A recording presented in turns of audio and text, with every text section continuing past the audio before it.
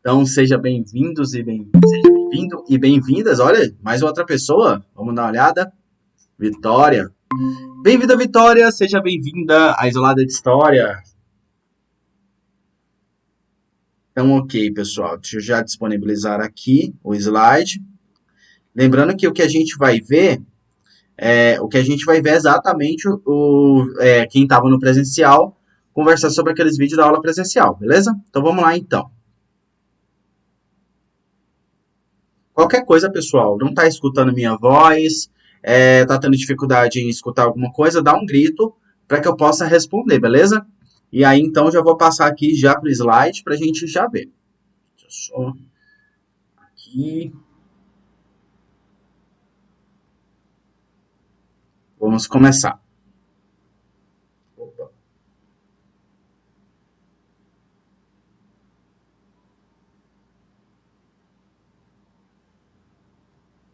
Beleza, então, sejam bem-vindos, aprovados ao Centro de Isoladas. Essa aula do Centro de Isolada é a aula 9. E aí, essa semana vai acontecer quinta-feira, aula 10. E aí, semana que vem, online, aula 10. Então, dessa forma, vai ser a aula presencial. Não que vai estar uma semana atrasada, mas não tem problema. Beleza? Então, vamos para a primeira questão aqui. A primeira questão eu achei fantástica.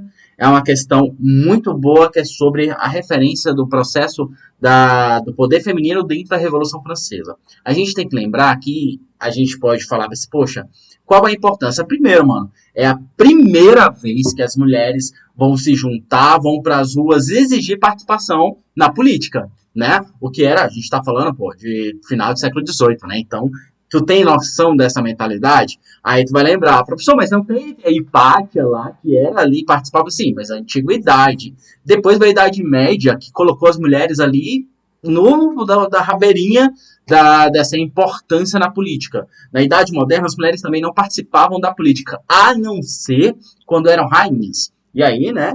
E ainda assim tendo que se impor.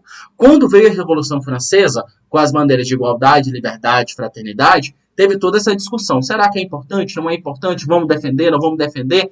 Só que, e aí surgiu a chamada Declaração dos Direitos do Homem e do Cidadão em 1789. Em 1791, a Olímpia, junto com várias mulheres, consegue criar a Declaração do Direito da Mulher e da Cidadã. Então fala, puta que pariu, velho. Como é que isso é fantástico, né? Porque coloca essa igualdade de gênero ali igual. Todavia, os revolucionários não tinham essa concepção de igualdade é igualdade, mas não quero igualdade com mulher, não. E aí, obviamente, Olímpia foi parar na guilhotina, muitas mulheres que lutaram por igualdade de gênero foram mortas. No entanto, história é feita de documentos. E esse documento é muito importante. Então, o que a gente vai fazer nessa questão? Comparar esses dois documentos. Vamos entender. Eu vou ler o de 89, que é o direito do homem e do cidadão. Lembrando que esse homem e cidadão já é universal, já entende a ideia de universalidade, beleza? E o direito da mulher e da cidadã já inclui a mulher. Professor, mas se não é universal, não está falando da mulher? Não necessariamente. Vamos lá ver. Artigo 1. Os homens nascem e são livres em iguais direitos. As distinções sociais só podem fundamentalizar-se na utilidade comum. Ou seja, só pode haver distinções quando é para interesse comum. A Declaração do Direito da Mulher e Cidadã. A mulher nasce livre e tem os mesmos, olha, se liga, os mesmos direitos que o homem. A distinção social só pode ser baseada no interesse comum. Então, basicamente, pega a mesma coisa, só colocando a mulher como igual ao homem. Aquela parada, né? O feminismo quer lutar para botar as mulheres no topo. Não. O feminismo luta para colocar a mulher em pé de igualdade com o homem. Então, apesar de ser feminismo, todo mundo participa. Eu sou homem, eu posso participar do movimento feminista porque eu sou a favor de mulheres e homens tenham a mesma pé de igualdade. Vamos ver o artigo 2. A finalidade de toda associação política é a preservação dos direitos naturais e intelectivos do homem. Esses direitos são a liberdade, a propriedade, a segurança e a resistência à opressão. Isso é a Declaração de Direito do Homem, né? Vamos ver a Declaração de Direito da Mulher, o que ela fala? O objetivo de toda associação política é a conservação dos direitos imprescritíveis da mulher e do homem. Novamente, igualdade. Esses direitos são a liberdade, a propriedade, a segurança e, sobretudo, a resistência à opressão. Por quê? Porque a mulher tem que enfrentar tem que enfrentar mais opressão do que o homem. O homem estava lutando contra a opressão da monarquia, contra esse absolutismo francês. A mulher estava lutando contra a monarquia do absolutismo francês e também a opressão masculina sobre ela. Por isso que ela ressalva, sobretudo, a resistência à opressão. Artigo 13. Para a manutenção da força pública e para as despesas da administração é indispensável uma contribuição comum e deve ser dividida entre os cidadãos de acordo com a sua possibilidade. Ou seja, você paga de acordo com o que você consegue contribuir. Artigo 13. Do direito da mulher. Para a manutenção da força pública e para as despesas de administração, as contribuições da mulher e do homem serão iguais. Ela participa de todos os trabalhos ingratos, de todas as fadigas. Deve, então, participar também da distribuição dos postos, dos empregos, dos cargos, da dignidade da indústria. Daí você já tira. Essa ressalva está colocando o quê? Olha, a mulher também se esforça. Ela também participa de todas as fadigas. Na verdade, ela se esforça ainda mais, porque a mulher vai lá trabalhar na indústria, ainda chega em casa, tem que fazer comida para o marido, lavar o menino, lavar a louça, fazer todo aquele negócio que o homem normalmente não fazia. Hoje, isso está se modificando, mas na época, velho, a mulher trabalhava na fábrica 18 horas, ia chegar em casa, ia lavar o menino, ia limpar a casa, ia fazer comida e tudo mais. Então, a mulher trabalha muito mais. Por que ela não pode participar dos benefícios da sociedade? Ok? Essa declaração escrita, proposta pela francesa Olympe de Gouges, não foi aprovada pela Assembleia Nacional, que era na época, depois que acabou, a gente tem essa primeira fase da Revolução Francesa, que se chama Assembleia Nacional, quando se cria ali a Assembleia para votar, tinha direita, tinha esquerda, tudo mais. Dentro da Assembleia, que tem o processo de revolução de terror jacobino, a Assembleia Nacional não vai aprovar os direitos da mulher cidadã, e inclusive a Olímpia vai ser guilhotinada por Robespierre em 1793. Então, a mulher estava lutando por igualdade, dentro de uma revolução que lutava por igualdade, e essa galera que lutava pela igualdade não quis aceitar essa mulher que estava lutando por igualdade. Enfim, a hipocrisia. Então vamos lá, então, compare as duas declarações e assinale a alternativa que identifica a principal diferença entre os dois textos, o de 1789 e 1791. Quero saber o qual que vocês marcaram. Se já estão com essa questão há muito tempo, obviamente você deve ter lido. Então vamos lá. O texto de 1791 estabelece direitos e obrigações detalhadas e separadas para homens e mulheres. Tu já para aí. O que está vendo separado lá, minha irmã? Não tem nada separado, está em pé de igualdade. Então, eles estão lutando por igualdade. O texto de 1791 fala igualdade, não está falando, olha, mulher, você faz isso, olha, homem, você faz isso. Não, é igual. Então, tu já tinha que parar por aí. B. O texto de 1789 defende direitos universais, sem explicitar questão de gênero, enquanto o texto de 1791 defende a igualdade dos direitos entre gêneros, reivindicando a atuação feminina em assuntos considerados masculinos, como a política e os negócios. Olha aí, esse textinho está um pitauzinho bonitinho. E olha, você vai marcar ele, meu querido? Não vai marcar ele. Você vai deixar ali, ó, ele tá bonito. Mas vamos ver os outros? Será que os outros? Porque é isso. A interpretação é essa. A de 89 é direitos universais. Ai, cliquei sem querer, mas já mostrou aí, né? E a de 91 realmente defende a igualdade de direitos entre gêneros. Mas é isso. Vamos ver as outras aqui. O texto de 1791 defende a luta luta contra a oposição das mulheres sobre o secto-dominação monárquica na França. O texto não está falando isso. Está falando de toda opressão, não só a opressão monárquica. Tanto que eu coloquei para vocês que, inclusive, tem a opressão masculina em cima do feminino. D. O texto de 1789 utiliza o termo homem para designar todo o conjunto de cidadãos, sem distinção de classes. Está correto. Enquanto o texto de 1791 substitui homem e mulher, ou substitui homem por mulher, a fim de reivindicar direitos exclusivos para cidadãos da classe burguesa. Totalmente errado. Não excluir o homem. Incluir o homem só que como pé de igualdade. E o texto de 1789 defende que nenhum direito é válido se não incluir todos os cidadãos. Enquanto o texto de 91 contradiz esse princípio de privilegiar as mulheres. O texto de 91 não privilegia mulheres. Então a gente não pode esquecer. O texto de Olímpia, ela defende igualdade entre gêneros. E por essa igualdade de gêneros, que infelizmente Robespierre e os jacobinos não aceitaram essa concepção. Então vamos lá ver só um pouquinho. Eu coloquei aqui um pequeno textinho sobre a Declaração de Direitos da Mulher Cidadã, que é para a gente conhecer mais esse documento, que é muito importante. Isso pode cair na tua prova. Por quê, meu querido? Porque a gente tem que lembrar que na atualidade, principalmente esse ano o assunto de estupro, direitos femininos, entrou num destaque na mídia muito grande. E a gente tem que estar antenado. O que isso pode puxar? Isso pode cair na sua redação, isso pode cair na questão de português, isso pode cair na questão de história. Então, isso traz uma bagagem muito importante para você para entender conceitos da atualidade. Esse documento escrito por Olympe de Gouges, em 1791, continha um preâmbulo onde ela explica as motivações a que as mulheres fossem incluídas no debate político e a que tivessem seus direitos respeitados, além de uma lista com 17 artigos contendo esses direitos. Olympe escreveu o documento com o intuito de sensibilizar os líderes revolucionários à causa das mulheres de serem incluídas no princípio de igualdade que era proclamada pela Revolução.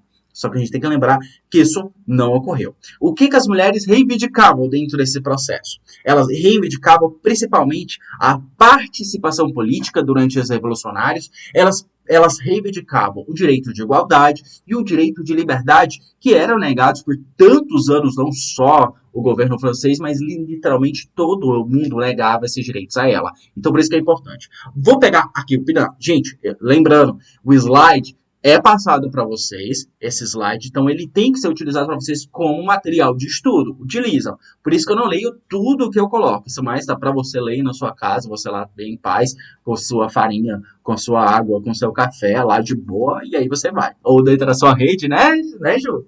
Você deitado na rede, vai lá vendo os slides. Vamos lá. Ela se engajou em campanhas a favor do divórcio, pois considerava que o casamento indissolúvel tirava a liberdade das mulheres e pela necessidade da influência das mulheres em um governo livre, para que assim a mulher fosse tirada da posição inferior, passando a ser companheira voluntária do homem, não como escrava. Tentou criar uma sociedade que oferecia aprendizado ao ofício das meninas carentes, mas não teve nenhum apoio e utilizou o dinheiro que foi arrecadado para a educação de 3 meninas. Então, o dinheiro que ela arrecadou para ajudar muitas meninas só deu conta de ajudar 3 meninas. Isso no século XIX. Quanto que a gente avançou hoje? Hoje a mulher consegue essa liberdade por causa do divórcio. Mas ela ainda pode ser considerada um ser dissociável do homem. O que acontece quando a mulher é divorciada? O que essa sociedade normalmente fala para a mulher divorciada? Que a culpa é dela, que dificilmente a culpa é do homem. Então a gente ainda está caminhando a passos lentos para essa igualdade e valorização dos direitos da mulher. Então aqui que eu coloquei para vocês é uma gravura de mulheres marchando para Versalhes. Então vocês estão vendo a importância da participação feminina na Revolução Francesa. Ok? É uma questão específica, no entanto, traz uma bagagem intelectual muito grande. Alguma dúvida na questão, pessoal? Alguma coisa que vocês gostariam de ressaltar nessa questão, que gostariam de relevar, entender, compreender? Estou aqui. Vou seguir em frente, então. Já que ninguém se fala alguma coisa, eu vou seguir em frente. 2. A sua alternativa correta a respeito da expansão imperialista na Ásia e na África, na segunda metade do século XIX. O imperialismo, ou também chamado de neocolonialismo, ele vai começar no começo do século XIX e vai durar até o século XX, mano. O que foi isso? Foi os países industrializados da Europa, os Estados Unidos e o Japão, que se sentem no direito, por necessidade de matéria-prima e mercado consumidor, de invadir outros países, obrigando eles a comercializar com eles, a ter esse laço comercial. No entanto, obviamente, o comércio vai vir com política, vai vir com mudanças na cultura e tudo mais. E aí vai acontecer várias coisas, mas aí eu quero saber. A pergunta é, o que motivou, qual a alternativa correta em relação a esse imperialismo da Ásia e da África? Ela derivou da necessidade de substituir os mercados dos novos países americanos, uma vez que a constituição dos Estados Nacionais foi acompanhada de políticas protecionistas. Essa questão está à metade errada, porque, de fato, esses países imperialistas estão buscando novas fontes de renda, até porque boa parte deles perderam seus territórios na América. No entanto, a gente tem que lembrar que esses estados nacionais não tinham política protecionista. Só lembrar do Brasil, velho. O Brasil abriu as pernas para a Inglaterra lá, fazendo comércio com a Inglaterra, a abertura dos portos das nações amigas. Vocês lembram disso? Então era protecionista? Não era protecionista. Os crioulos que causaram a independência na América Espanhola era protecionista? Não era. Eles queriam comercializar com o que eles quisessem. No entanto, esses países já eram independentes. E eles precisavam de países a qual eles pudessem controlar para ter esse mercado consumidor. Tanto fonte de matéria-prima, mas ter a quem comprasse, fosse obrigado a comprar da indústria deles. Ok? B. Ela foi motivada pela busca de novas fontes de matéria-prima de novos mercados consumidores, fundamental para a expansão capitalista dos países europeus. Poxa, eu acabei de falar isso. Então, é uma questão a qual você deveria marcar, porque essa é uma explicação perfeita por imperialismo. Lembrando que a gente tem, né? Muitos erros necessitam de justificativa. E eu não falo, mano, o cara foi lá na África, riscou o mapa da África, pegou um território gigante da África, ele precisava de uma justificativa para isso. E aí a justificativa, você vai lembrar do darwinismo social, progressismo social, a qual dizia que os europeus estavam no topo dessa sociedade evoluída e que os africanos, coitados, e que os asiáticos, coitados, eram uma ralé e precisavam dos europeus para se civilizar.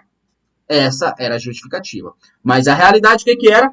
Motivada por buscas de fonte de matéria-prima e mercado consumidor. Então, essa é uma questão muito, muito, muito perfeitinha, mas vamos ler as próximas. Ela foi consequência direta da formação do Segundo Império Alemão e da ampliação de sua rivalidade entre a relação do governo da França. É errado. Não existia, ela não foi consequência direta do Segundo Império Alemão, porque o Segundo Império Alemão já existia antes do imperialismo, então não foi consequência. De fato, existe essa rivalidade com a França, mas foi feita, essa rivalidade da Alemanha com a França era bem anterior. C. D. Ela atendeu primordialmente às necessidades da expansão demográfica de diversos países europeus, decorrente das políticas médicas preventivas de programa de saneamento básico. Não faz nem sentido, né, pessoal? Até porque eles não estavam levando essa ideia de saneamento básico e tudo mais. Até eu postei um dia desse no meu Instagram falando sobre isso. A gente pensa que por que a África é tão pobre? Será que esse continente é tão amaldiçoado, tão ferrado assim? O nome da maldição da África se chama europeu. A Europa que foi lá e sugou tudo que essa galera tinha. E ela viabilizou a integração econômica mundial, favorecendo a circulação de riquezas, tecnologia e conhecimento entre os povos e regiões envolvidas. Essa seria uma boa justificativa, mas uma justificativa completamente utópica. Até porque essa integração econômica não surgiu. Esses países estavam sugando de outros países. Favoreceu a circulação de riquezas? Mentira! Estavam sugando. Tecnologia? Mentira! Eles utilizavam tecnologia apenas para a utilização dos europeus. Então, a única, com certeza, correta é a B, que ela foi motivada por busca de fonte de matéria-primas e novos mercados consumidores fundamentais para a expansão capitalista europeu. Espero que você tenha marcado disso. Eu coloquei esse meme aí para vocês lembrarem, né? Europeus. Somos melhores, pois somos brancos, cristãos e civilizados. E aí a carinha do Pernalonga aí, tipo... Mas imagina, né? Você tá no seu país de boa lá, de repente chega um europeu falando que é melhor que você e por isso que você tem que aceitar a dominação dele. É bem complicado. E eu trouxe para vocês um mapa. Esse mapa da África em 1870, né? Ou aí você tem algumas regiões de ocupação britânica, ocupação turca, mas você pode notar que o meio da África praticamente é vazio. Você tem governos independentes, tribos independentes e tudo mais. Quando você passa para a África em 1895, o que você tem? Já tem várias dominações, como francesas e inglesas. Os franceses e os ingleses, que eram as duas potências europeias mais poderosas, obviamente vai ter mais. A belga, os alemães, vocês podem notar aí em roxo os italianos, a Etiópia. Vocês lembram que eu falei para vocês a Etiópia? E tinha alguns pedaços ali independentes. O que é imperialismo? Que é uma coisa que a gente está falando, né? Que eu já falei. Aí eu coloquei aqui a questão, o que é imperialismo e o que é nacionalismo. Só rapidamente. Imperialismo é um nome dado de conjunto de políticas que teve como objetivo promover a expansão territorial, econômica e cultural de um país sobre os outros. Então, o imperialismo, essa ideia, essa crença de que um país mais poderoso pode dominar o outro. E aí você tem, dentro disso, o chamado neocolonialismo. Colonialismo foi o que os europeus fizeram com nós, Brasil, né? E neocolonialismo foi esse colonialismo feito durante o século XIX, que não necessariamente torna esse território completamente de posse do país, mas fica ali como se fosse protetorado. Eles controlam a região, faz com que a política atenda o interesse deles e, principalmente, com funções econômicas. Causas do imperialismo, obviamente, foi a segunda fase da Revolução Industrial. A segunda fase da Revolução Industrial impôs essa necessidade de busca de matéria-primas em novos mercados consumidores. E aqui está falando muito bem feito, e depois dei uma lida nisso, porque é uma boa explicação. Consequências do imperialismo. Demarcação de fronteiras artificiais, coisa que não tinha na África. Vocês podem notar que as fronteiras da África na atualidade, elas são linhas retas. Isso porque são fronteiras completamente artificiais, E eles literalmente, mano, pegaram a régua e riscaram, olha, fica com isso, e dividiram para os países imperialistas, né? Não levando em consideração as diversidades do próprio continente africano. Problemas étnicos surgidos por conta da política imperialista desses locais é uma outra consequência muito forte. Alguns países começaram a entrar numa briga civil, uma guerra civil. Após o fim do imperialismo, esses países entraram em guerras civis, causando verdadeiros genocídios. E até hoje, dentro da África, a gente ainda tem, infelizmente, várias guerras civis. Para ver o final desse imperialismo, assista Tiros em Ruanda. Se você aguenta, tem sangue forte, é um filme triste pra caralho. Você vai ficar muito revoltado com a ONU, você vai ficar revoltado com o europeu, porque é muito sacanagem. Agora, se você não consegue ver muito sangue, muita morte, assista, nesse caso, Hotel Ruanda, que é um filme que mostra o mesmo caso, só que de forma mais leve. Beleza? Violência administrativa colonial. Não podemos esquecer do caso do Leopoldo II no território belga, dentro da África, que é o Congo, causando a morte de 10 milhões de pessoas e a perda de corpo como mão, braço, orelha, nariz, de mais 20 milhões de pessoas que foram ficando deformadas por causa das atitudes de Leopoldo. Exploração intensa que levou a África a uma pobreza severa. Se você pegar os países mais pobres da África hoje, todos eles teve uma relação muito forte com o imperialismo, e são pobres por culpa do imperialismo. O imperialismo sujou o rio deles, sujou a terra deles, encheu a terra deles de bomba e, velho, causando toda essa pobreza. Então, infelizmente, a culpa é principalmente deles. Olha aqui que eu trouxe para vocês esse mapa da África hoje em dia. Estão notando aí as linhas retas? Exatamente isso. Quem tem a maioria dos territórios são franceses e ingleses. Beleza? Os ingleses pegavam de norte a sul. Basicamente, o norte era da França. No entanto, a gente tem que lembrar de alguns países pequenos, como por exemplo, vocês só lembrar do Japão, olha, a Manchúria, a Coreia era território japonês, porque o Japão também é imperialista, depois da chamada Revolução Meiji, beleza? E aí, a amarela, vocês ainda podem ver, além da África, você tem a Austrália, a Índia, a Bergâmia, todos esses locais eram de territórios ingleses, beleza? Alguma dúvida, pessoal? Foi bastante ampla a explicação, né? Mas qualquer dúvida vocês podem gritar aí. Estou aqui para responder. Mas vamos passar para a próxima, né? Ok. Pergunta número 3. Leia o texto a seguir. O fato marcante da Revolução Industrial foi que ela foi ter iniciado numa era de produção em massa para atender às necessidades das massas. Os assalariados já não são mais pessoas trabalhando exaustivamente para proporcionar o bem-estar de outras pessoas. São elas mesmas os maiores consumidores dos produtos que fábricas produzem. A grande empresa depende do consumo de massa. E se liga, gente. A grande empresa depende do consumo de massa. Circula, se puder. Em um livre mercado, não há uma só grande empresa que não atende às necessidades das massas. A própria essência da atividade empresarial capitalista é prover o homem comum. Na qualidade de consumidor, o homem comum é o soberano, que ao comprar ou se abster de comprar, decide os rumos da atividade empresarial. O que Mises, Erich von Mises, que é um dos economistas austríacos mais famosos, está falando? Está falando que o poder de consumo é um poder grandioso.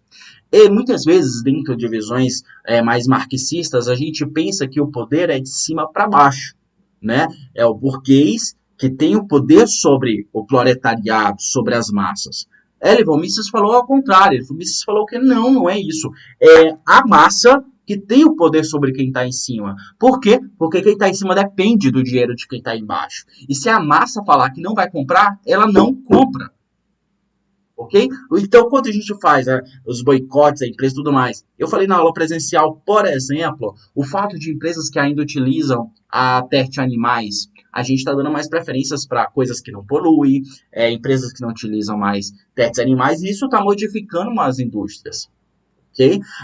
Por exemplo, as indústrias fazerem propagandas com pessoas de corpos diferentes, com pessoas de cores diferentes, a propaganda incluindo minorias como LGBT, Qual é a ideia? Atender o interesse, a necessidade do consumidor. Então, quem manda, de acordo com Mises, quem manda somos nós, consumidores. E que a gente tem que entender esse poder em nossa mão, porque aí, com isso, a gente consegue dizer o que é certo e o que é errado.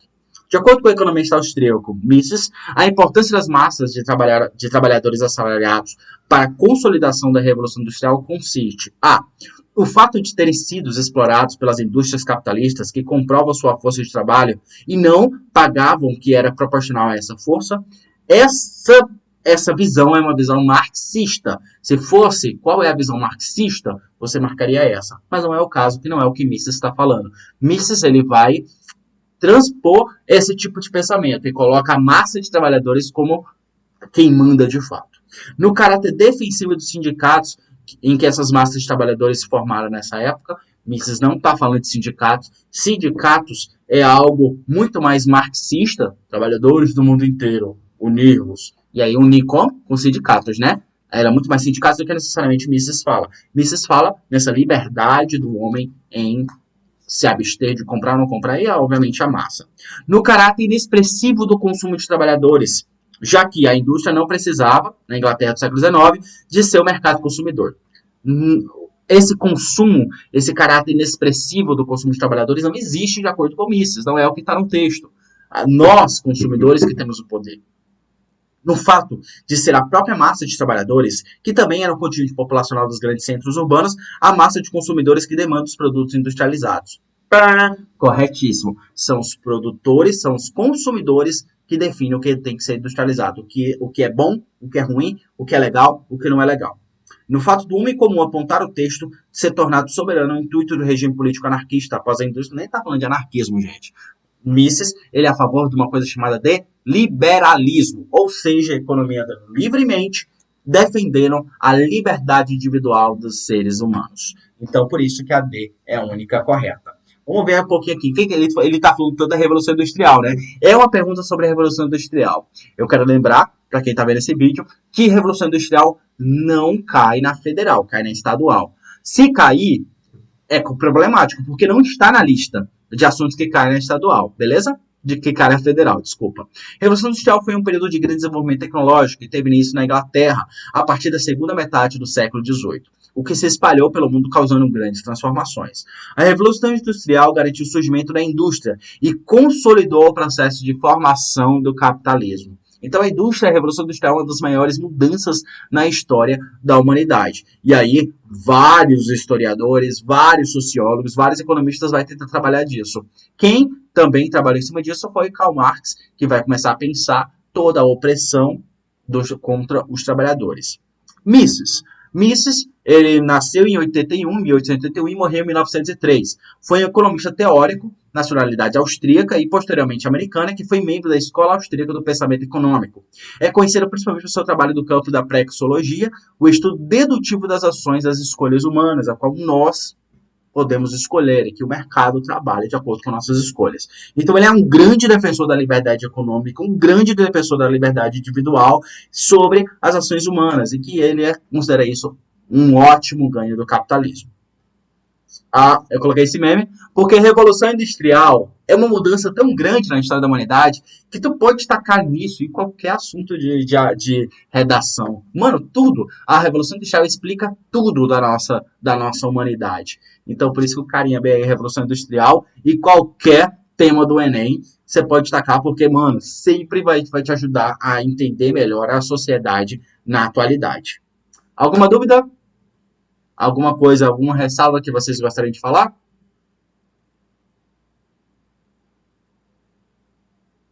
Não? Bora continuar para frente então, né? Temos aí, se eu não me engano, foi 9 questões que eu coloquei. Vamos lá então. 4. Fala-se muito nos dias de hoje em direitos do homem. Pois bem, foi no século XVIII, em 1789, estamos falando novamente de Revolução Francesa, precisamente que uma Assembleia Constituinte produziu a Proclamação de Paris, a Declaração de Direitos do Homem e do Cidadão. Gente, tem hora que eu falo tão rápido que minha língua enrola. Essa declaração se impôs como necessária para os grupos de revolucionários, por ter sido preparada para uma mudança no plano de ideias e das mentalidades, o que a gente chama de iluminismo. Então, o que o texto está falando? O iluminismo formou o que a gente conhece como Revolução Francesa. O iluminismo é a base da Revolução Americana, ou independência dos Estados Unidos, e da Revolução Francesa, que são dois assuntos muito importantes, que normalmente caem nos vestibulares. Então, correlacionando temporalidades históricas, então, ou seja, o que a gente vê no Iluminismo que também teve na Revolução Francesa. É um assunto complexo. O texto apresenta uma concepção de pensamento que tem como das bases. Então, o que você tem que lembrar? O Iluminismo, o que o Iluminismo falava, mas também quais eram as bandeiras da Revolução Francesa. Igualdade, liberdade, fraternidade. E neste caso, ele está colocando mais especificamente a questão de Declaração de Direitos do Homem e Cidadão. O que a Declaração do Direito do Homem e do Cidadão defendia que você tinha na Revolução Francesa. Olha aí, se você não lembrar, velho, tu vai ficar completamente perdido. Mas não se preocupe que eu estou aqui, o Centro de Isolada de História está aqui para te atender, né? Vamos lá então. Modernização da educação escolar. A Declaração do Direito do Homem e Cidadão defendia a modernização da educação escolar? Não defendia. Essa modernização era defendida de fato pelo Iluminismo, que queria uma educação laica, uma educação que ensinasse ciência. Todavia, não está explícito na Declaração do Direito do Homem e Cidadão nenhuma referência à educação. B. A atualização da disciplina moral cristã? Não, também. Até porque o Iluminismo era contra a junção de Estado e religião. E a Revolução Francesa gerou o primeiro Estado laico do mundo. O que é um Estado laico? Um Estado que não defende, um Estado que não declara a religião e defende todas. C. Divulgação dos costumes aristocráticos. Não é defendido nem pelo Iluminismo e nem pela Revolução Francesa. A Revolução Francesa defendia a igualdade de todos os homens. A gente já leu a declaração, então você sabe o que é. D. Socialização do conhecimento científico? Também não.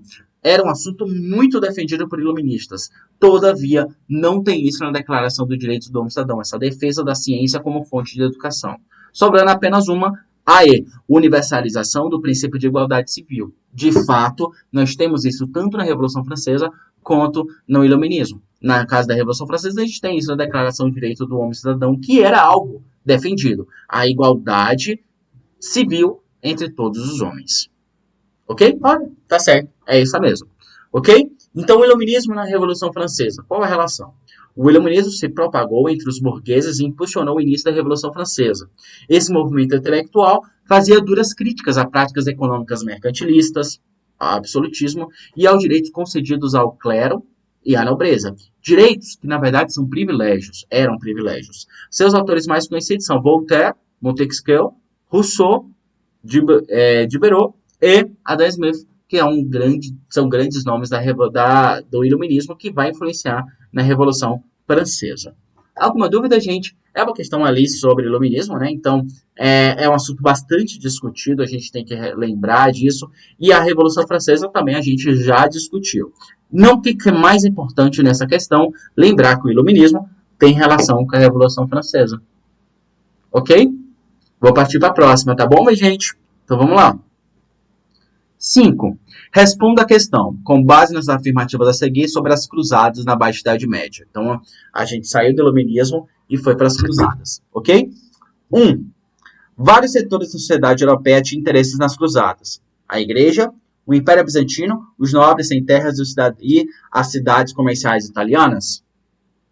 Será? Com certeza, né, gente? Nós temos. A Igreja queria reconquistar Jerusalém para a cristandade, já que os turcos invadiram Jerusalém e expulsaram os cristãos. O Império Bizantino queria reconquistar rotas para o Oriente, e esse Império Bizantino tinha perdido o território porque passou a fazer parte do Império Otomano. Os nobres, sem terras, queriam buscar riquezas, e indo para o Oriente ia poder conquistar muitas riquezas, e obviamente com riqueza, terras. Cidades comerciais italianas, reconquistar rotas de comércio italiano. Tanto que a gente tem as cruzadas, dá início ao renascimento comercial, que dá início ao renascimento urbano, que dá início ao renascimento cultural e, obviamente, o fim do feudalismo. 2. As cruzadas fracassaram como um empreendimento religioso militar, inclusive porque terminaram interrompendo o rico comércio europeu no Oriente Médio. Mano, totalmente errado, nada a ver, mó fita, nada a ver mesmo. Primeiramente que as cruzadas não fracassaram como o empreendimento religioso militar. Conquistaram Jerusalém e ainda conquistaram rotas para o Oriente. Mano, tá bom demais. Então essa questão está totalmente errada. 3. Uma nova classe social surgiu ligada à atividade comercial e o poder dos nobres começou gradualmente a declinar. Você vai pegar essa questão, vai colocar ali. Burguesia. As cruzadas dão espaço para uma nova sociedade surgir, que é a burguesia, que é esses comerciantes, quem viveu nos burgos. Burgos são cidades. 4. Foi a partir da renovação do poder da igreja com o movimento... Então a 3 está certo, tá? 4. Foi o poder... 4. Foi o poder da renovação do poder da igreja com o movimento das cruzadas, que se construiu uma grande catedral romântica na Europa. De fato, houve essa renovação do poder da igreja devido às cruzadas, que a igreja ficou ainda mais forte. No entanto, construiu grandes catedrais românticas. O romantismo é do século XVIII e não do século XI. Então, a 1 e a 3 são as únicas corretas. Ok? Aqui, pessoal, eu coloquei para vocês terem noção da importância das cruzadas. Aqui você está vendo o mapa das cruzadas. Então, você está vendo de onde é que elas estão saindo, sempre partindo ali para Nazaré, partindo para Israel, onde hoje é Israel e Jerusalém. Ok? Então, está saindo cidades que são muito importantes comercialmente, como Roma, Gênova, Veneza, Lyon, Marsella, própria Constantinopla. Então, são várias cruzadas aí. Ok? Não podemos esquecer que as cruzadas foram importantes para a criação de um fluxo comercial que permitia introduzir várias mercadorias do Oriente ao cotidiano europeu. Como, por exemplo, uma coisa, velho, que era oriental, que o europeu não conhecia, chamada de papel higiênico.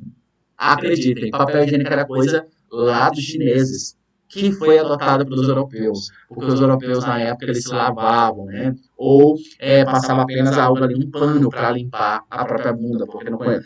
Papel era algo muito raro para os europeus, e aí começaram a passar o papel para limpar a bunda. Só aquele fato que não serve para bosta nenhuma que eu estou te falando, né? Além disso, o contato com os saberes do mundo bizantino e árabe foi importante para o progresso intelectual necessário para o desenvolvimento de posteriores navegações. Então aqui, principalmente essa ideia desse renascimento que eu já falei para vocês. Ok? Alguma dúvida, minha gente, sobre essa questão do renascimento comercial, das cruzadas, da burguesia? Coloquei aqui essas imagens de feiras medievais muito legais que aconteciam. Beleza? Nada? Deixa eu olhar bem aqui o chatzinho para ver se alguém está comentando alguma coisa. Obrigado, Vitória, tudo certo. Então vou seguir em frente, tá bom? Porque a gente já está chegando na pergunta número 6. A China integrou o bloco socialista em 1949, rivalizando sua liderança com a extinta União Soviética. As etapas do processo socialista chinês são diversas, vão desde a radical planificação econômica até o momento em que os chineses abrem-se ao mundo capitalista, sem abandonar sua organização política. Então, na atualidade, a gente tem essa China que é comunista, todavia ela é aberta economicamente para o mundo capitalista. Então, é um paradoxo dentro da China. Por que eu estou repetindo uma questão da China? Pela importância da China na atualidade. A chance de cair alguma coisa relacionada à China é muito grande. É lá que surgiu o coronavírus, surgiu entre aspas, né? É lá que foi descoberto o coronavírus, é lá que vem a vacina mais importante. É o país com maior importância econômica na atualidade. A Revolução Cultural na década de 60 é tida como o oxigênio da Revolução Chinesa, pois resgatou tradições milenares e desvalorizou a origem camponesa do povo que impediu o desenvolvimento econômico. Completamente errado, gente. Primeiramente, a Revolução Cultural, ela de fato acontece nos anos 60.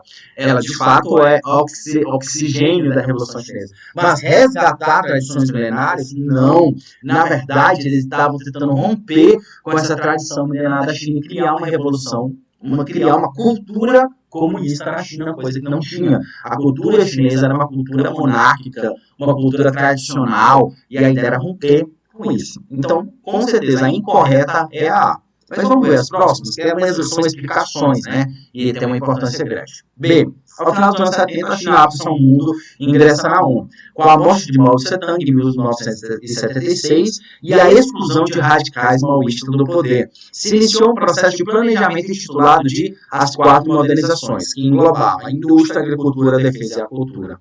Corretíssima.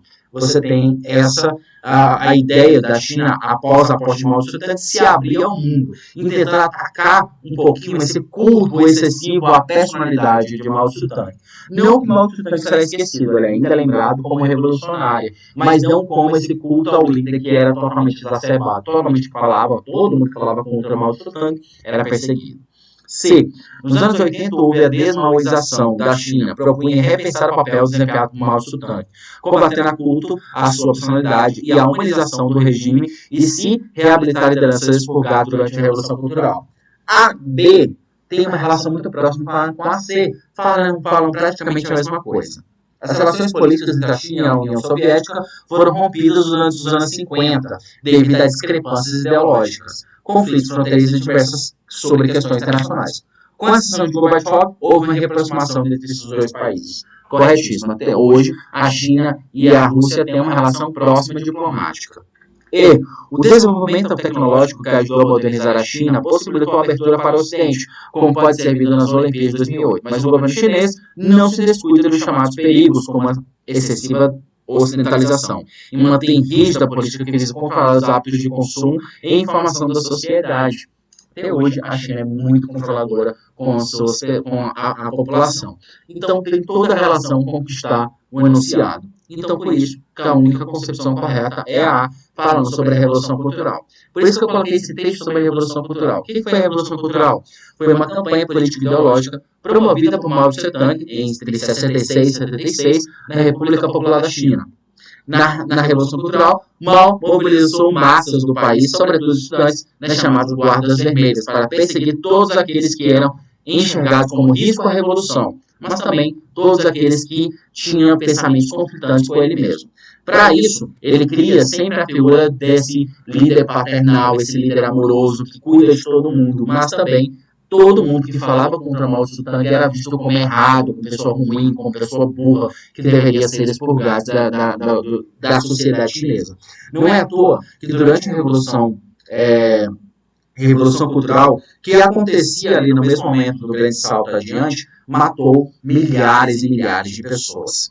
Nessa imagem, que é uma foto durante esse período, você está vendo várias pessoas com um caderninho vermelho na mão. Esse caderninho foi escrito por Mao Tse-tung e continha ideias do que ele pensava. Cara, as pessoas liam esse livrinho como se fosse ler uma Bíblia, tá ligado? Lendo, repetindo, decorando. E vocês podem notar que todo mundo tem seu livrinho vermelho na mão.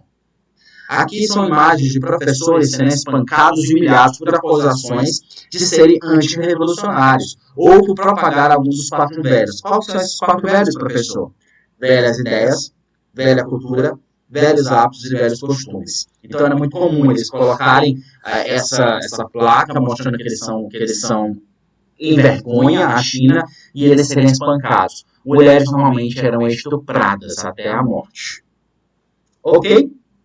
Alguma dúvida, pessoal, sobre essa questão? A Revolução Chinesa tem esses lados. Normalmente citam o Grande Salto adiante, a Revolução Cultural, mas também citam essa abertura econômica da China nos últimos anos. Então são 3 pontos que vocês podem se aprofundar. Vou partir para a questão número 7. Nas últimas décadas, o Piauí vem figurando como tema obrigatório nas discussões sobre o primitivo povoamento território americano, o que decorre principalmente dos achados arqueológicos da Serra da Capivara, no município do Piauí, no município piauiense de São Raimundo Nonato. Esses assuntos, a alternativa a seguir daquela que está incorreta. Então é uma questão sobre pré-história, é uma questão sobre pré-história brasileira e sobre o principal sítio arqueológico da pré-história brasileira, que é o sítio arqueológico da Serra da Capivara, lá do São Raimundo Nonato, um dos principais sítios arqueológicos do Brasil. O município de São Raimundo Nonato, no Piauí, é de Central, na Bahia, detém os mais antigos vestígios da presença humana na região Nordeste. Certo ou errado?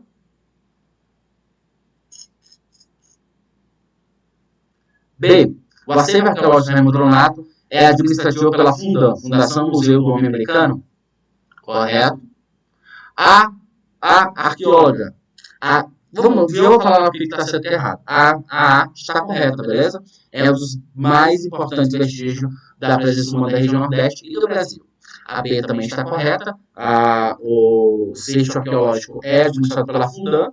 A C. A arqueóloga Niede Guidon, personalidade mais conhecida entre os profissionais que atuam junto ao acervo arqueológico de São Raimundo Nonato, tem protagonizado ao longo dos anos vários conflitos e polêmicas contra o governo de Piauí, com órgãos federais como o IBAMA e até mesmo nativos do município de São Raimundo.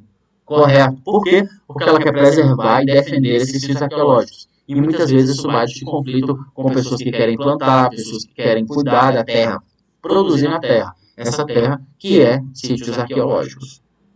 D. Os achados arqueológicos de São Raimundo Nonato Piauí, assim como aqueles encontrados na Bahia, impõem uma revisão de teorias sobre o povoamento das Américas e não deixam dúvidas sobre a natureza autônona do homem americano. Gente, essa questão de não deixar dúvidas, de fato, ela impõe uma revisão das teorias, ou algumas revisões fortalecem as teorias, mas o problema é essa, não deixam dúvidas. Obviamente, deixam várias dúvidas, porque nem tudo é respondido por esses sítios arqueológicos. Hoje, apesar de ainda ser forte a tese do povoamento na América da Ásia através do Estreito de Bering, os estudiosos, a partir dos acervos arqueológicos do Piauí, consideram seriamente a hipótese de múltiplas correntes de povoamento.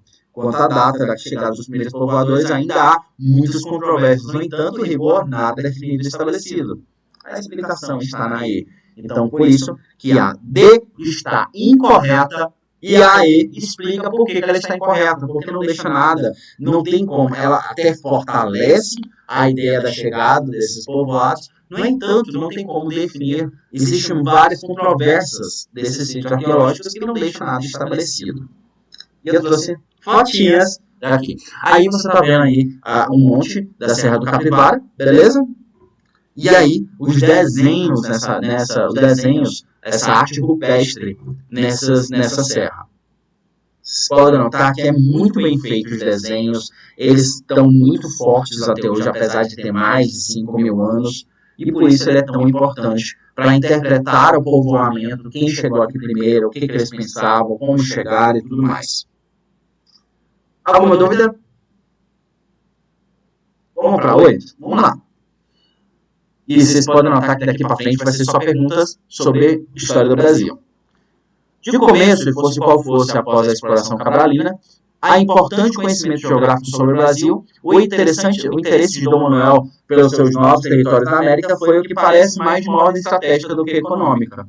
Segundo o historiador português Jaime Cortesão, no início do século XVI, a importância econômica da América pelo Estado português foi estratégica. Por quê? Por que a gente fala que a exploração portuguesa, na chamada pré-colonização, foi de ordem estratégica e não econômica? Por que essa galera não veio para cá povoar logo nos primeiros anos? A gente tem que lembrar que a chamada pré-colonização acontece de 1500 a 1530. A gente muitas vezes pesquisa e inicia a colonização, mas não, isso é só depois de 1530. Porque até nesse período foi apenas de ordem estratégica. Por quê?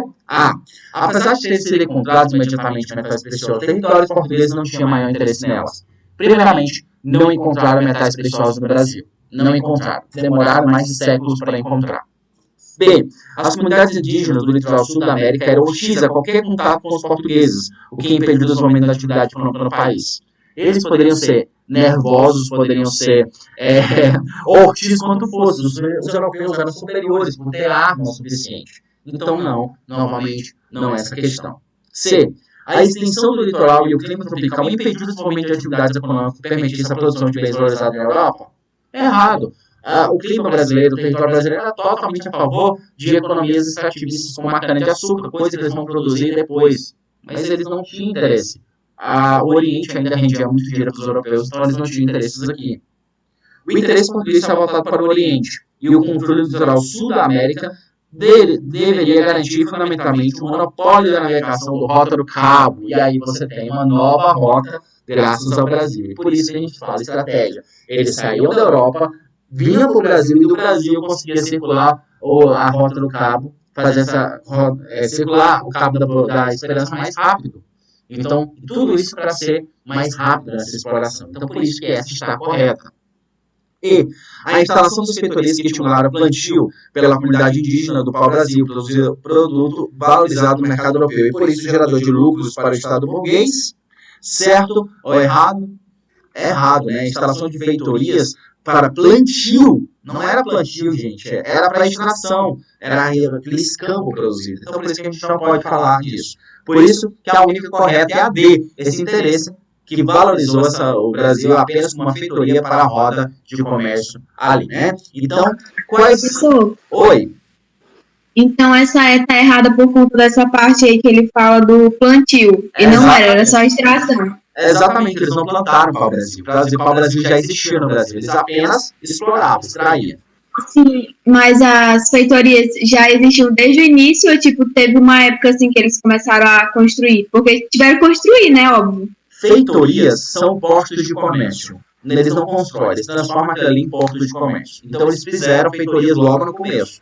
Mas as feitorias no Brasil era para atender essa rota de comércio para o Cabo da Boa Esperança, mas também para agilizar essa estação de pau-brasil. Coisa que era exclusiva dos portugueses. Não podemos esquecer disso. Tá bom, então. Beleza? Vamos entender aqui, eu coloquei características sobre esse Brasil pré-colonial. Mão de obra indígena, não vão utilizar de mão de obra escrava africana, vai ser mão de obra indígena, através do escambo, que é a troca, né? Eu te dou um espelho e você me dá pau-brasil. Porque eu valorizo o pau-brasil e você valoriza o espelho. Então vamos fazer essa troca. Produto, pau-brasil. Então eles extraíam principalmente pau-brasil. Professor, então quer dizer que em 1530 vão parar de explorar o pau-brasil? Não, gente, vai continuar sendo explorado o pau-brasil. Até porque a gente tem que lembrar que o pau-brasil quase entrou em extinção por causa disso. Sistema de feitorias, essas feitorias eram portos de comércio, que eles já tinham em África, mas vai ter no Brasil também. A chamada política mare clausum, essa palavra em latim significa que só eles poderiam navegar sobre o mar brasileiro.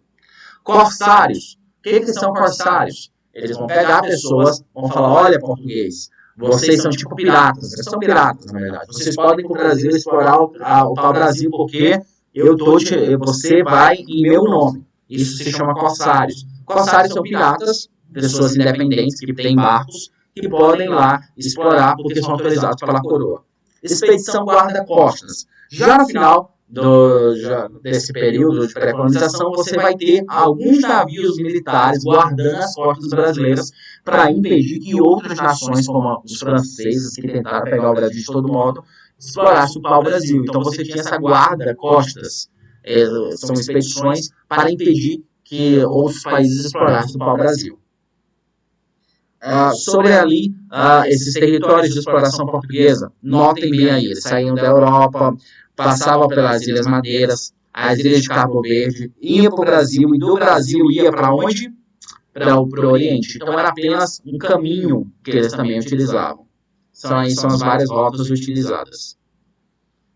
Para onde é que eles estavam indo? Lá para Goa, na Índia, né? A Malaca, Timor, Japão, que era tudo explorado pelos chineses, pelos portugueses. Alguma dúvida?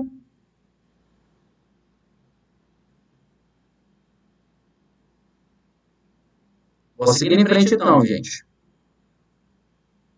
Essa pergunta agora é sobre a análise sobre impostos do período do ouro.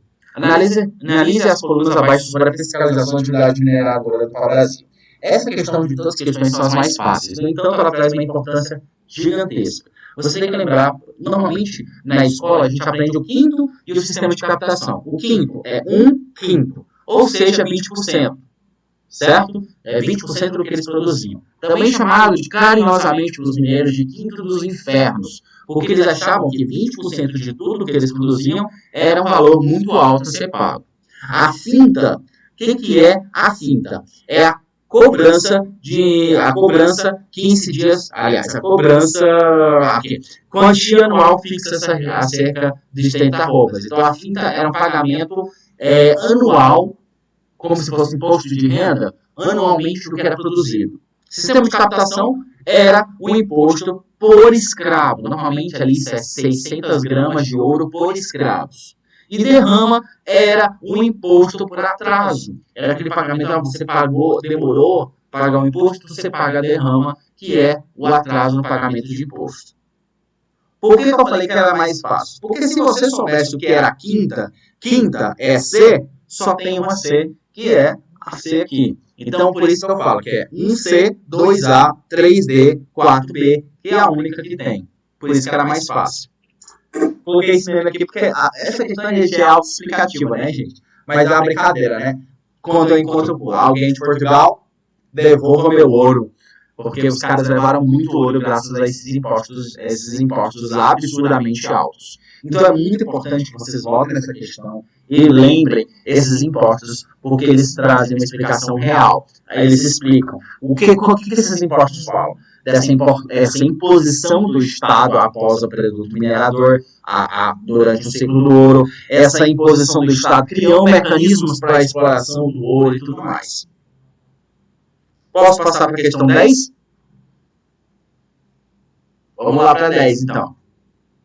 Excelentíssimo senhor presidente Ernesto Geisel, considerando as instruções dadas por Vossa Senhoria, do que sejam negados os passaportes dos senhores Francisco Julião, Miguel Aranhes, Leonel Brizola, Luiz Prestes, Paulo Slim, Gregório Bezerra, Márcio Moreira Alves e Paulo Freire, considero que desde que nasci me identifico plenamente pela cor, com a pele, a cor do cabelo, a cultura, o sorriso, as aspirações, a história e o sangue desses 8 senhores.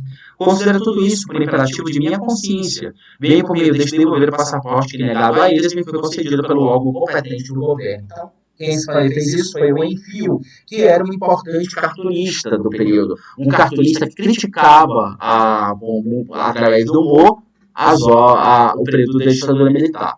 Então, o que Enfio falou? Olha, por quê? Mesmo sendo igual a essa galera, você me negou o meu passaporte. Então ele está criticando isso. Por que para eles foi negado, mas para mim foi aceito? Você não compensa igual a eles. Mas a gente tem que lembrar da política de Ernesto Geisel.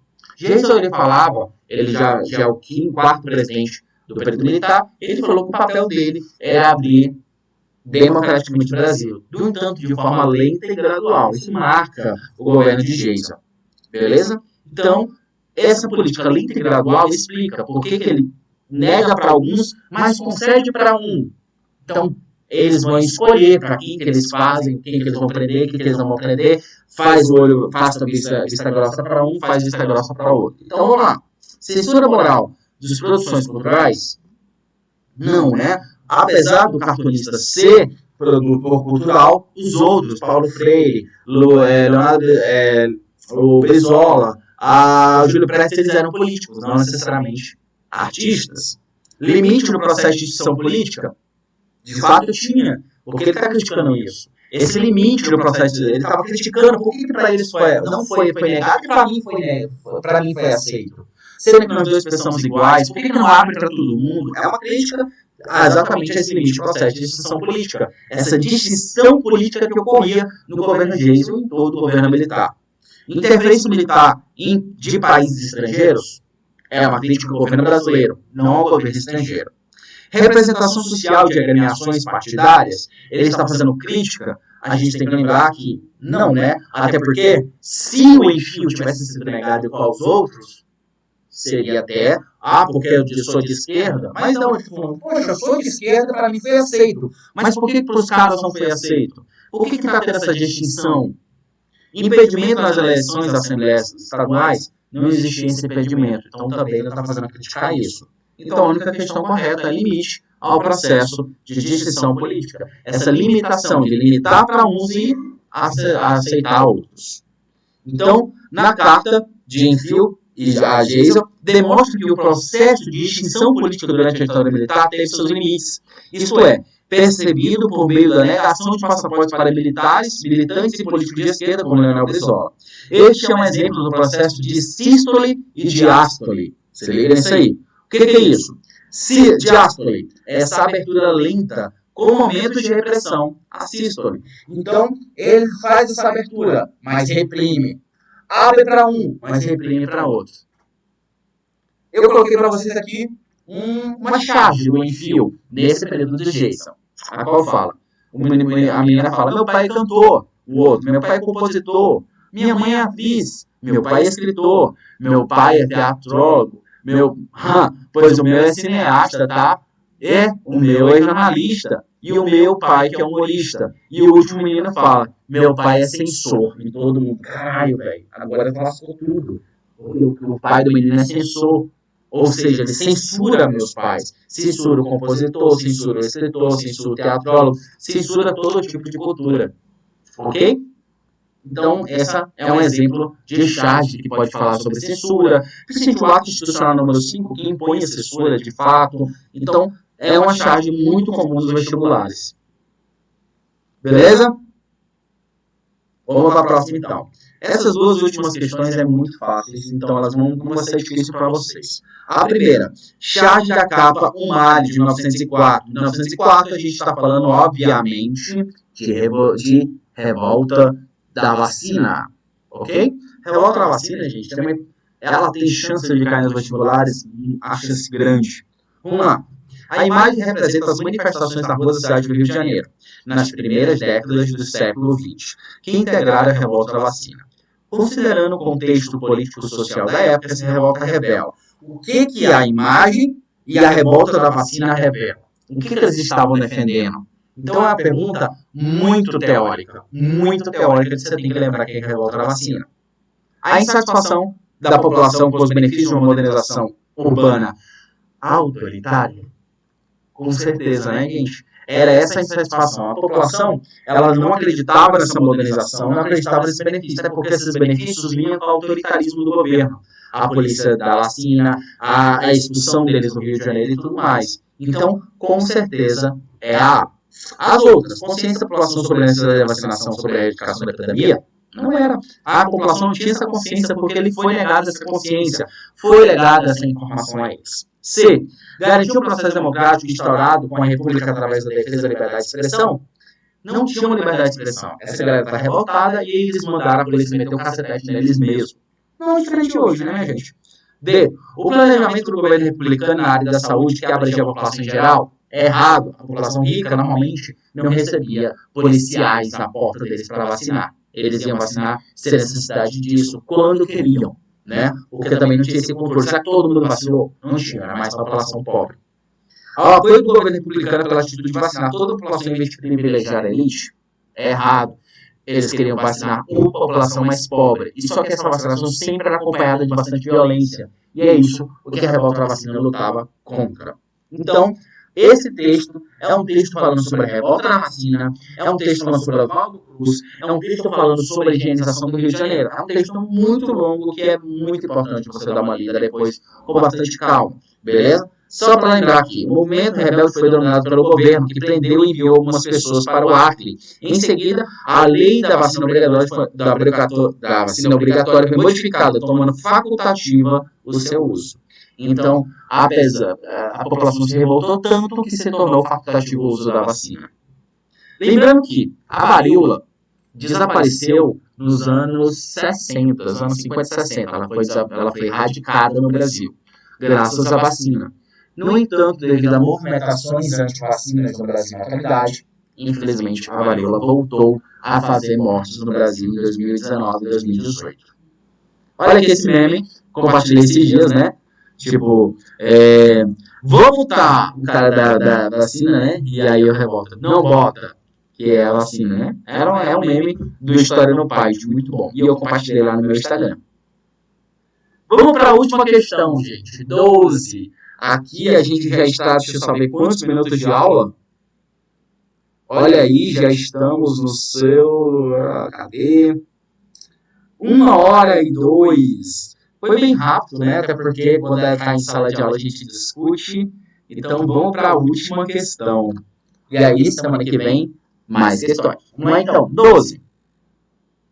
A geopolítica e a nação do vazio demográfico estiveram presentes nos enfoques oficiais sobre o destino da Amazônia. A ideia correlata a nação do perigo externo, que parece ter estado sempre presente no problemática da região, se respeita a riqueza fabulosa da Amazônia. No que concerne a ocupação de defesa da Amazônia, não podemos afirmar que... O que o texto está falando, gente? É uma pergunta sobre a história da Amazônia. Opa, está falando da gente. Está falando de nós que estamos na Amazônia, que estamos na floresta amazônica. Ok? Ela está falando que a história da Amazônia sempre teve duas preocupações. Pouca gente morando nela, o que facilitava a segunda ação, que é a invasão, o cuidado com a fronteira. Nós podemos notar sempre essa necessidade de cuidar das fronteiras. E por isso, observando, se a gente pegar a história do estado de Roraima, o estado de Roraima tem essa explicação. Dos anos 40 se torna território federal, que é porque nós somos fronteira, depois se torna território federal de Roraima e depois o estado de Roraima. É exatamente para a gente cuidar da fronteira, para facilitar essa fronteira. Porque a partir do território federal, eles vão tentar colonizar pessoas, porque morava pouquíssima gente nessa região. Para vocês terem noção, em 1940, tinha pouco mais de 1.000 pessoas em Boa Vista. 1.000! Um pouco mais. Nessas 1.000 pessoas, 500 pessoas eram votantes, eram núcleos super pequenos. E por causa de pouca gente, essa galera sempre tentou invadir. A primeira gente a invadir Roraima, obviamente, foi os portugueses, porque Roraima era dos espanhóis. Mas depois do tratado, os espanhóis invadiram. O que nós fizemos? Fizemos ali o Forte de São Joaquim. Depois, ingleses tentaram pegar, holandeses tentaram pegar, então precisava trazer pessoas, povoar, para impedir essas invasões. Então, dentro desse conhecimento, qual é a resposta correta? A. O projeto Calha Norte foi concebido sob a influência da doutrina de segurança nacional e atualmente vem sendo redefinido para adequar aos novos padrões de segurança globais? Corretíssimo. Beleza? É uma questão, lembrando que a gente está pesquisando aqui, não podemos afirmar. Essa questão está correta. De fato, a Calha Norte existe, é um programa do governo de pegar os países, os estados do norte do Brasil e tentar povoá-los, encher de pessoas para tentar redefinir como segurança nacional. B. O sistema de vigilância da Amazônia visa garantir, entre outros, a vigilância aérea da Amazônia? Corretíssimo. Existem diariamente aviões que voam diferentes territórios da Amazônia, mas também, hoje, graças ao INPE, a satélites, a gente tem satélites sobre a floresta amazônica, cuidando o tempo todo dessa Amazônia. C. O Estado brasileiro busca proteger a fronteira com ousada política de ocupação baseada no desenvolvimento local? Corretíssimo também. Então, a ideia é defender essa região através de povoamento. Então, povoar. Por isso que você tem a Sudã, o INCRA tentando trazer pessoas o tempo todo. No território federal do Rio Branco, eles tentaram trazer maranhenses, houve várias migração de maranhenses, grupos familiares maranhenses, para tentar povoar Roraima. Depois, quando se tornou território federal de Roraima, começaram a trazer nordestinos no geral, mas também começaram a trazer militares para tentar povoar a região. Então, essa região sempre foi necessidade de povoar essa região para a segurança nacional. D. De acordo com a política de defesa nacional, houve baixa priorização e inserção da Amazônia no contexto de integração sul-americana? É errado. Então, por isso que essa concepção, essa aqui, você vai marcar ela. Ela está totalmente errada, porque de acordo com a política de defesa nacional, era necessário povoar a Amazônia para proteger essa Amazônia, porque a Amazônia tem uma riqueza absurda e necessita. É água, é floresta, é bioma, é riquezas minerais que a Amazônia tem, então a gente precisa cuidar melhor da Amazônia. D. De acordo com a Estratégia Nacional de Defesa, a Amazônia é uma área prioritária para o Estado brasileiro? Corretíssimo, de fato. Até hoje é uma região prioritária brasileira, apesar das queimadas, apesar de tudo isso. Aqui eu trouxe, esse aqui é de 2000 e não lembro, mas fala sobre a Calha Norte. O que é a Calha Norte? Desenvolvida em 1985, ou seja, durante o governo de Sarney, o projeto Calha Norte executa projetos que contribuem para o desenvolvimento da Amazônia Setentrional. A Calha Norte atua em duas vertentes, de militares e civis. Beleza? Então aí está os estados beneficiados com a política da Calha Norte. Então o que eles fazem? Escolas, ônibus, posto de saúde, agricultura, obras e creches, tudo isso para desenvolver essa região. Olha aí o esquema territorial do CIVAM, que é o Sistema de Vigilância na Amazônia. A ideia é criar meios para controlar toda a região através de radares, tudo isso, né? Então eles pegam lá em Manaus, aqui em Roraima, tem vários satélites ali e manda para Brasília para controle. Normalmente esse controle é feito pelo INPE. Ok? E aí, a gente encerra a nossa aula hoje. Amanhã a gente tem presencial. Já está tudo prontinho para vocês. Mas hoje, por hoje, é só, minha gente. Alguma dúvida? Até coloquei esse meme aqui, calma. E até a próxima aula. Alguma dúvida, pessoal? Você que está vendo essa aula online, muito obrigado por estar comigo aqui e a gente se vê na próxima aula. Até mais!